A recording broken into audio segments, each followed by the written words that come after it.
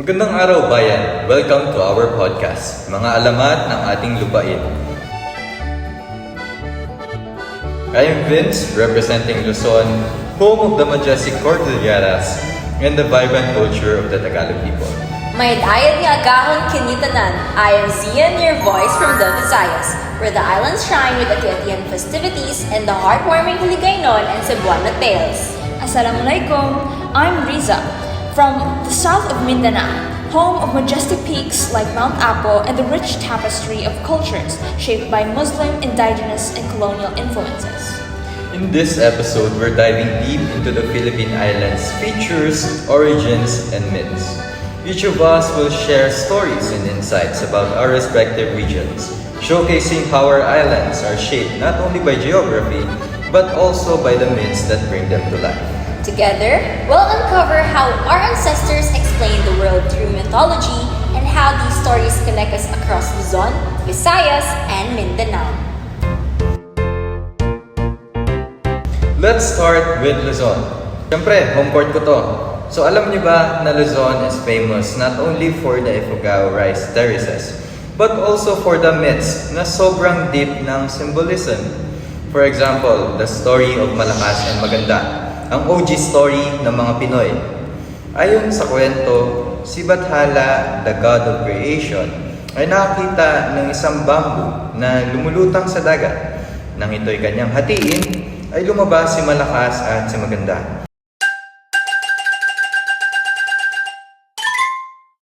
These two became the first Filipinos. Cool, no? Parang Adam and Eve lang ang datingan, pero eco-friendly. Ang creative ng ancestors natin, no? Pero paano kaya nila naisip na bamboo ang simula? Bakit hindi, let's say, saging? Actually, maraming bamboo sa Luzon. Kaya likely, ito talaga yung magiging inspiration nila. Plus, bamboo symbolizes resilience. Parang mga Pinoy lang, kahit anong bagyo ay kailangan pa rin pumasok. Agree. Pero speaking of nature, Luzon is also home to Mount Pulag. Where the spirits of our ancestors are believed to reside. Sabi nga nila, kapag umakyat ka dun, parang nasa heaven ka. Literal and spiritual. Breathtaking sa pics pa lang. Pero wait, Vince, share mo naman yung rice terraces myth. Yes, the Ifugao believe na ginawa ang rice terraces with the guidance of the deities, lalo na si Kabunian, the god of the sky. They say na it's a partnership between humans and gods, kaya perfect ang harmony ng design. Mind-blowing! Collaboration talaga ang key, kahit noon pa. Totoo yan, at syempre, mahirap naman kung isa ka lang, di ba? Kaya naman, si Kabunian ay may mga katulong din ng mga gods.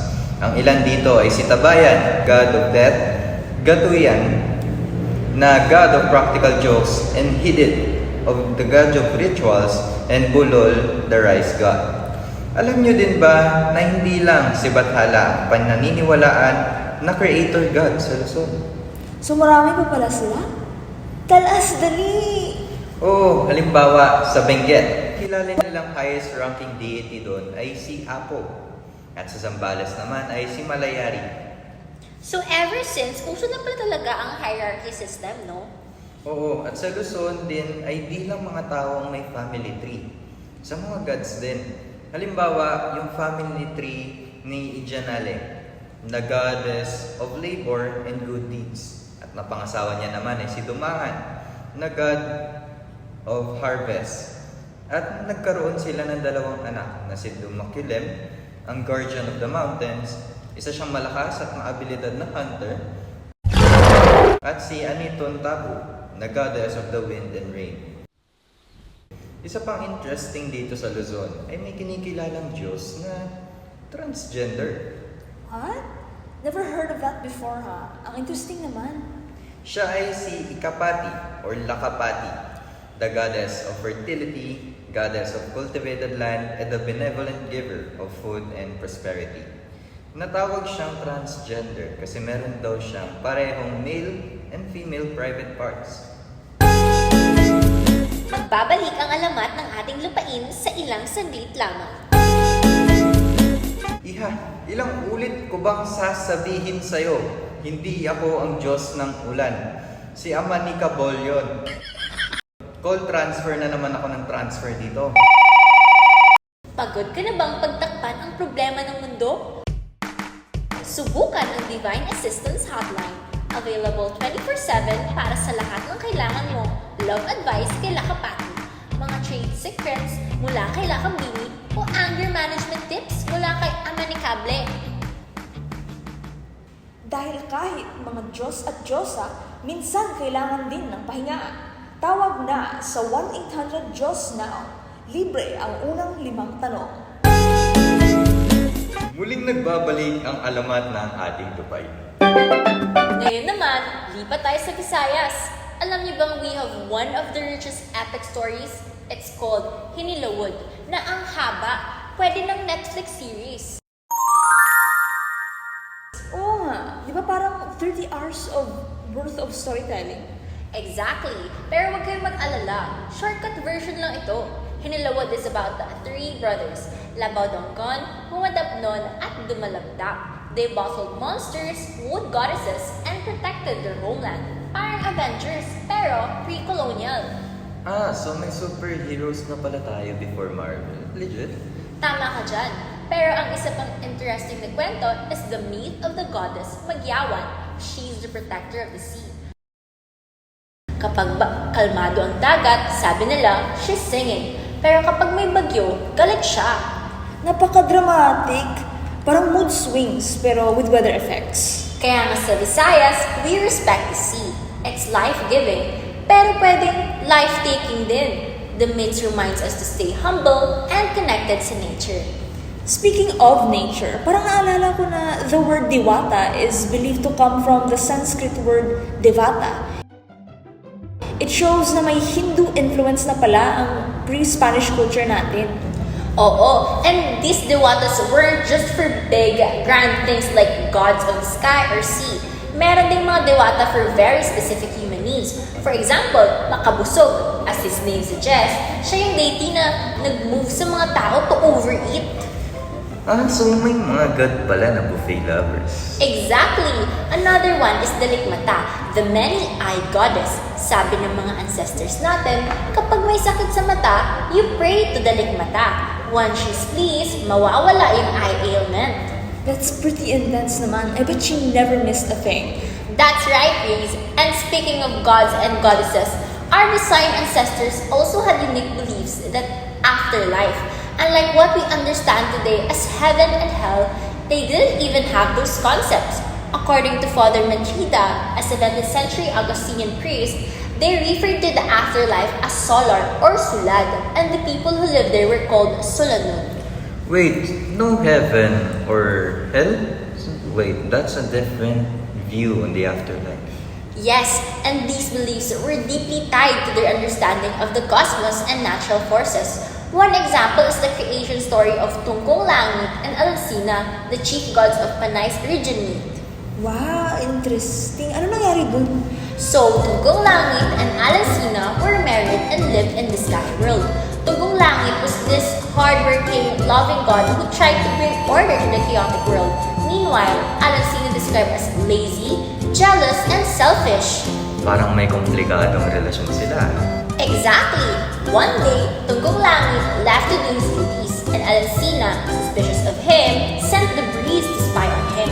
When Tungkong Langit found out, nagkaroon sila ng malaking away. So bad na Alcina decided to leave and never return. Grabe. Even the gods have relationship problems. Haha, oo nga. The myth shows how even the god stories mirror human struggles and emotion. And it's a reminder na yung Visayan ancestors natin, they had reached complex worldview long before foreign influences came.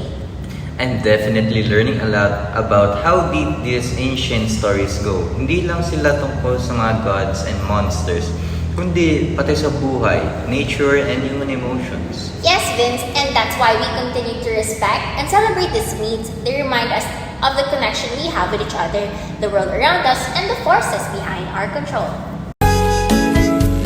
Magbabalik muli ang alamat ng ating lupain. Aba ate, ikaw dapat ang goddess of morning. Pero, lagi kang nauuna sa Haggard look. Hindi mo na kailangan magmukhang pagod kahit busy ka sa pagdala ng liwanag sa mundo. Subukan ang bagong Gods and Goddesses Beauty Serum para sa glow na kasing liwanag ng bituin. Kahit Diyos ka, deserve mong magmukhang divine. Available na sa inyong pinakamalapit na temple. Muling nagbabalik ang alamat ng ating lupain. Finally, Mindanao. Dito sa amin, alam niyo bang maraming gods and spirits na worship ng indigenous tribes? Isa sa pinaka-interesting for me is si Mabuyan, the goddess of the underworld. She's known for having multiple breasts to nurture the souls of the dead. Ang unique, di ba? Wow! Parang medyo creepy, pero heartwarming din in a way. Nag-aalaga siya ng souls? Exactly! Kaya siya ang symbol of care and transition. Pero bukod dyan, andito rin ang Mount Apo, which is sacred to the Bagobo and other tribes.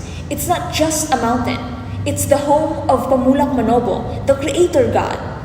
Wow, so ibang level ng spiritual connection sa Mindanao ah.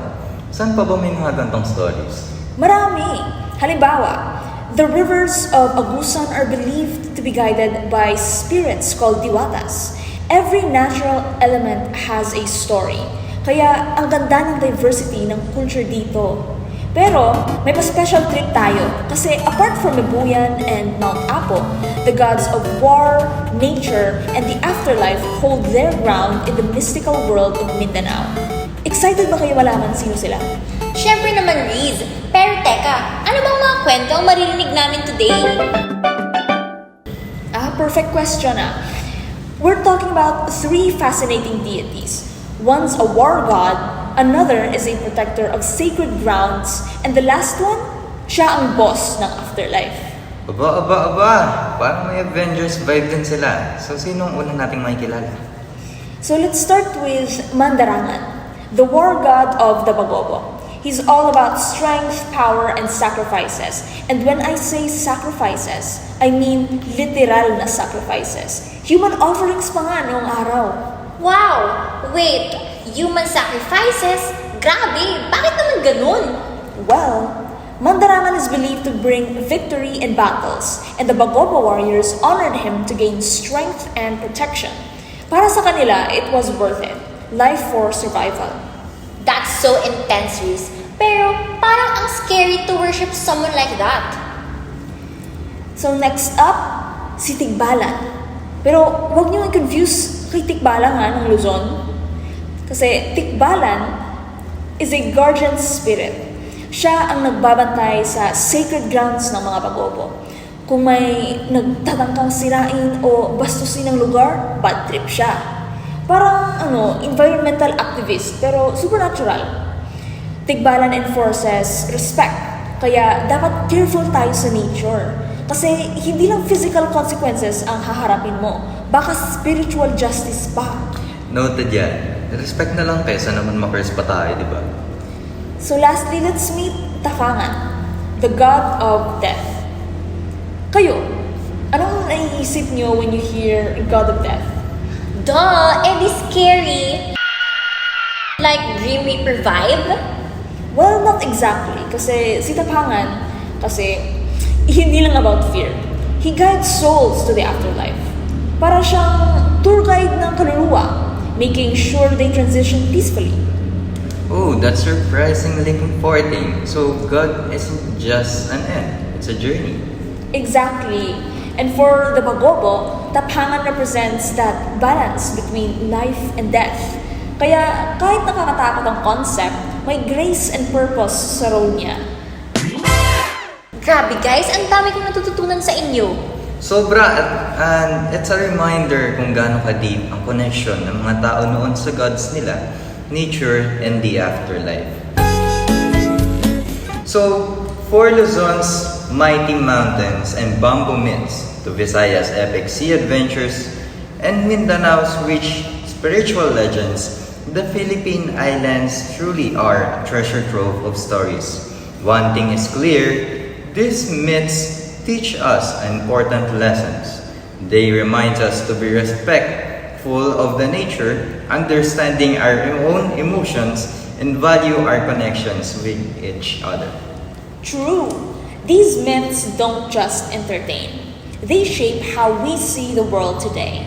So, in the end, it's not just about believing in every detail, but learning from the wisdom they carry.